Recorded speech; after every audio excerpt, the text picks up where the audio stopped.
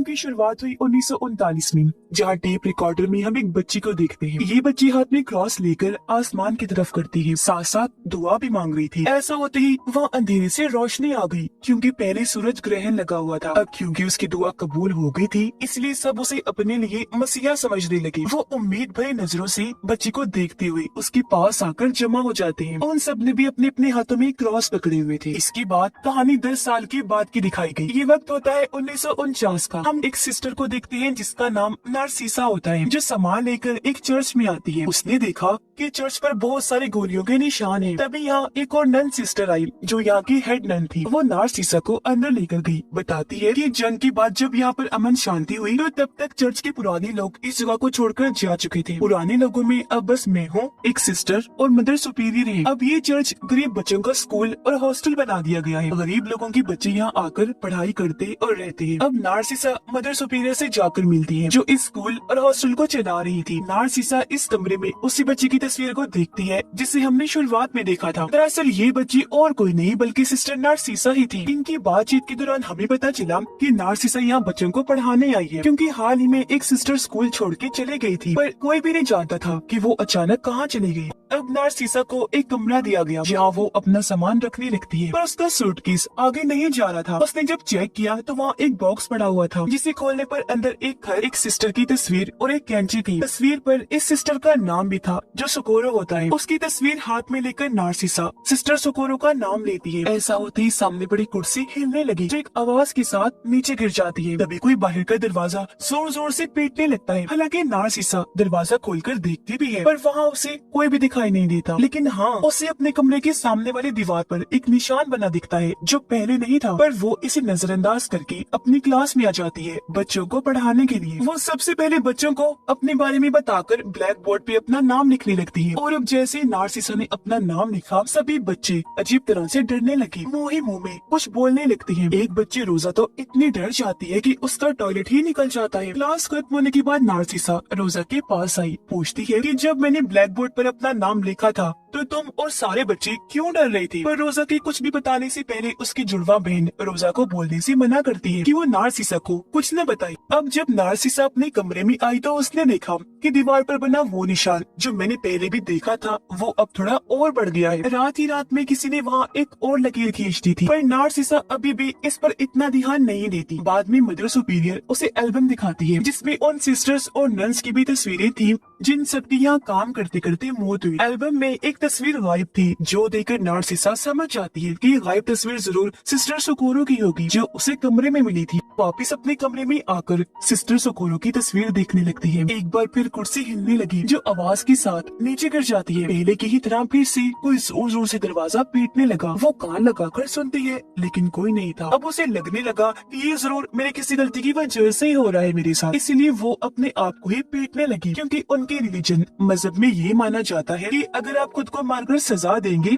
तो ऐसे आपके किए हुए गुनाह धुल जाए। अब हम सभी बच्चियों को देखते हैं जो साथ वाले कमरे में सो रही थी। एक बच्ची उठ जाती है क्योंकि उसे वॉशरूम जाना था, इसीलिए वो रोजा को अपने साथ चलने का कहती है। अब हालांकि रोजा को बाहर से अजीब आवाजें आ रही थी, लेकिन वो फिर भी नजरअंदाज करके अपनी दोस्त के साथ वॉशरूम में आ जाती है। पर यहाँ भी अजीब होने लगा। अचानक ही पानी वाला नल अपने आप ही खुल जाता है। पूरा बाथटब भर गया, पानी भी जोर जोर से हिलने लगता है। पर अचानक ही सारा पानी कहीं गायब हो गया। तब बाथटब में रोजा को किसी के कटे हुए बाल मिलते हैं। वो बालों को देख ही रही थी कि तभी यहाँ उसे किसी और के होने का भी एहसास होता है, जिस वजह से वो जोर से चिल्लाती है। चीख की आवाज सुनकर यहाँ हेड नन आ जाती है। अब जो बच्चियां अंदर सो रही थी, उनमें से भी एक बच्ची चीखने लगती है। वो बताती है कि नींद में ही किसी लड़की ने मेरे बालों को काट दिया है, क्योंकि वहाँ कैंची भी पड़ी थी और उसके बाल भी गायब थे। अब क्योंकि इस बच्ची के ही बाल रोजा को बाथरूम में मिले थे, तो सबको लगता है कि बाल रोजा ने ही काटे। हालांकि वो बेचारी रो रो कर मना भी करती है कि मैंने ऐसा कुछ नहीं किया, लेकिन कोई भी उसकी बात पे यकीन नहीं करता। हेड नन तो उसे काफी मारती भी है। अगली सुबह नारसीसा जब क्लास में आई तो उसने देखा कि आज रोजा क्लास में नहीं है। उसे पता चला कि हेड नन ने सजा के तौर पर उसे एक सेल में बंद कर दिया है। नारसीसा जब उसके पास सेल में गई तो रोजा उसे बताती है कि हाँ, वो हरकत मैंने नहीं की थी। उस वक्त मैंने बाथरूम में किसी बच्ची की आत्मा को देखा था। वो सिर्फ मुझे ही नजर नहीं आई, बल्कि आपके आने से पहले भी कई सारे लोगों को आत्माओं की आवाजें आई और वो दिखाई भी दी। और तो और हम सब बच्चों को दीवार पर वो निशान बना हुआ देखा था जैसा आपके कमरे के सामने बना हुआ था। हमने जब ये बात उस सिस्टर को बताई जिसकी जगह पर आप आई हो, तो उसने तस्वीर का एक पैर बनाकर उस नामुकम्मल तस्वीर को पूरा कर दिया। ऐसा उन्होंने इसलिए किया ताकि वो हम सब बच्चों को बता सके कि यहाँ कोई आत्मा नहीं है, जबकि आत्मा यहाँ पर है। लेकिन जब उस सिस्टर ने तस्वीर को पूरा किया तो उसका नाम अपने आप ही ब्लैक बोर्ड पर लिखा गया, जिसके बाद वो गायब हो गई। किसी को भी नहीं पता कि वो कहाँ गई है, जिनकी जगह पर फिर बच्चों को पढ़ाने के लिए आ पाई। आगे रोजा बताती है कि आप जब पहले दिन क्लास में आई थी, जब अपना नाम ब्लैक बोर्ड पर लिख रही थी, तो यही वजह है कि सारे बच्चे डर रहे थे, क्योंकि एक बार अगर किसी का नाम ब्लैक बोर्ड पर लिखा गया तो इसका मतलब कि उसका मरना या गायब होना तय है। शाम के वक्त नार्सिसा जब वापस आई तो उसने देखा कि एक सिस्टर किचन में मोमो जैसी कोई डिश बना रही है। पूछने पर उस सिस्टर ने बताया कि ये कल सुबह का बच्चों का नाश्ता है। वो नार्सिसा को भी एक मोमो खाने को देती है ताकि वो बता सके कि इसका जायका कैसा है। नार्सिसा वो खा तो लेती है, लेकिन उसका जायका काफी अजीब था और अब अचानक ही उसके मुंह से खून और वो चीज आने लगती है जो उसने खाई थी। पता चला कि वो मोमो नहीं बल्कि इंसानी आंखें हैं, जो देखकर नार्सिसा का दिल खराब हो जाता है। उसे बहुत बुरा लगा और अब वो जैसे सामने देखती है पता चला कि ये आंखें और किसी की नहीं बल्कि उस सिस्टर की थी, जो अब बिना आंखों के बहुत डरावनी लग रही थी। उसे ऐसी हालत में देखकर नार्सिसा बुरी तरह डर जाती है, जोर से चिल्लाने लगी। वो फिर भागकर एक कमरे में आ गई जहाँ कोई उसका गला और पूरा जिस्म दबाकर मारने की कोशिश करता है, क्योंकि उसका चेहरा कपड़े से ढका गया था और कपड़े भी तंग होते जा रही थी। बुरी तरह नार्सिसा को नोचने लगा, जिसके साथ ही नार्सिसा की आंख खुल गई। उसे ये देखकर सुकून का सांस आया कि ये मेरा बस बुरा सपना ही था। पर अब आंखें खोलने पर उसने देखा कि वो निशान अब और बड़ा हो गया है, जो शुरू से उसे दिखाई दे रहा था। निशान में मरने वाले इंसान के अब 2 हाथ और एक पैर भी होता है और अब बस एक पैर ही बनना रह गया था, जिससे ये तस्वीर पूरी हो जाएगी। फिर इस चीज को फिर से नजरअंदाज करके नार्सिसा बच्चों को पढ़ाने के लिए आ जाती है, जहाँ एक बार फिर बच्चे हल्का हल्का बोलते हुए डरने लगती है। रोजा तो इतना डर गई कि फौरन उठकर वहाँ से भाग जाती है। तभी नार्सिसा देखती है कि अब ब्लैक बोर्ड पर रोजा का ही नाम लिखा हुआ है, पर वो यहाँ से सीधा रोजा के पास आई ताकि उसे संभाल सके। नार्सिसा उसे समझाने की कोशिश करती है कि देखो, घबराने की कोई जरूरत नहीं है, मैं तुम्हारे साथ हूँ। रोते हुए रोजा उसे बताती है कि एक बच्चे की आत्मा मुझे अब हर जगह दिखाई दे रही है। नार्सिसा को समझ नहीं आती कि वो क्या करे। तब वो रोजा का हाथ पकड़ के तस्वीर का आखिरी पैर बनाकर उस तस्वीर को पूरा कर देती है, ताकि पहले वाले सिस्टर की ही तरह उसे बता सके कि यहाँ कोई आत्मा नहीं है। पर अचानक रोजा फिर से डर गई। नार्सिसा को कहती है कि तुम्हारे पीछे कोई है, पर अब वो बच्चे की आत्मा नहीं बल्कि डरावनी औरत है। जैसे नार्सिसा उसे देखने के लिए मुड़ी, वहाँ पर कोई भी नहीं था, पर अब वापस देखने पर रोजा गायब हो जाती है। नार्सिसा काफी घबरा गई। वो और रोजा की जुड़वा बहन हर जगह उसे ढूंढती है, लेकिन वो कहीं भी नहीं मिली। घबराहट में नार्सिसा हेड नन को भी बता देती है कि रोजा गायब हो गई है, और वो तो नार्सिसा को डांटने लगती है। वो उस पर काफी भड़की ये स्कूल छोड़ जाने को कहती है। ऐसा लग रहा था जैसे हेडनन ये नहीं चाहती कि यह जो कुछ भी हो रहा है नार्सिसा उसके बारे में पता लगवाए। पर नार्सिसा रोजा को ढूंढते हुए अब एक छोटे से कमरे में आ गई, पर वो यहाँ से बाहर जा ही नहीं पाती, क्योंकि दरवाजा बंद करके कोई उसे यहाँ कैद कर देता है। तभी उसे सामने कई सारी आंखें दिखाई देने लगती है और पीछे से ढेर सारे हाथ आकर नार्सिसा को पकड़ लेते हैं, उसे डराने और मारने की कोशिश करती है।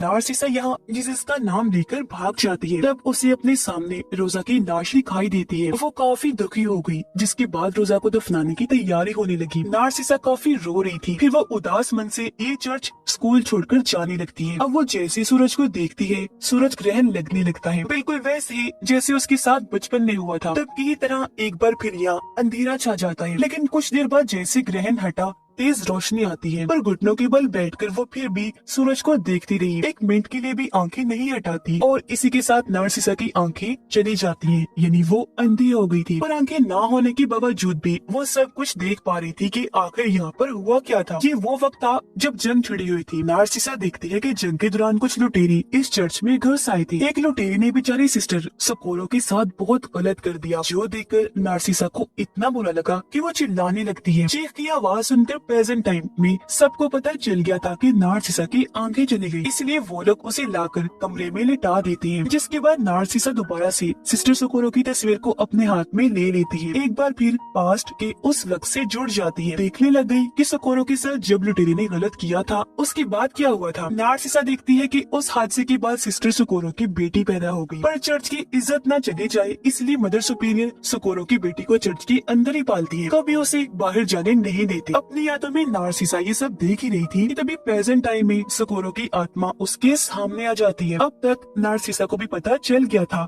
कि सिस्टर सोकोरो के साथ पास्ट में कितनी ज्यादती हुई है, इसीलिए वो उस पर तरस खाकर सिस्टर सोकोरो का हाथ थाम लेती है। हाथ के पकड़ते ही नार्सिसा सोकोरो के साथ पास्ट में आ गई, जहाँ उसने देखा कि सोकोरो की बेटी बड़ी हो गई है। अब एक दिन उस बच्ची को तेज बुखार हो गया, लेकिन मदर सुपीरियर, हेड नन और दूसरी सिस्टर उसे डॉक्टर के पास नहीं लेकर जाते। उनकी सोच थी कि अगर वो चर्च से बाहर गई तो सबको पता चल जाएगा कि ये बच्ची सिस्टर सोकोरो और उस लुटेरे की है, तो चर्च की काफी बदनामी होगी। तो इसीलिए वो लोग सोकोरो को एक कमरे में बंद करके उसकी बच्ची का बुखार खुद ही ठीक करने की कोशिश करती है। वो तेज ठंडे पानी से बाथ-टब को भरकर बच्ची को उसमें लिटाने की कोशिश करती है, पर पानी बहुत ज्यादा ठंडा था, इसलिए बच्ची हाथ पाँव मारने लगती है। पर इस बीच बच्ची का सर जोर से टकरा गया, खून निकलने लगता है। अचानक ही बच्ची ने हरकत करना बंद कर दी, यानी कि उन लोगों के हाथों बच्चे की जान चली गई। अपनी बेटी के मरने का जब सोकोरो को पता चला तो वो इस गम को बर्दाश्त नहीं कर पाई और अपनी जान ही ले लेती है। और अब पास में ये सब होते हुए देखकर नार्सिसा को बहुत बुरा लगा। वो उस कमरे को खोल देती है जहाँ उन तीनों ने सिस्टर सोकोरो को बंद करके रखा था। जो कमरा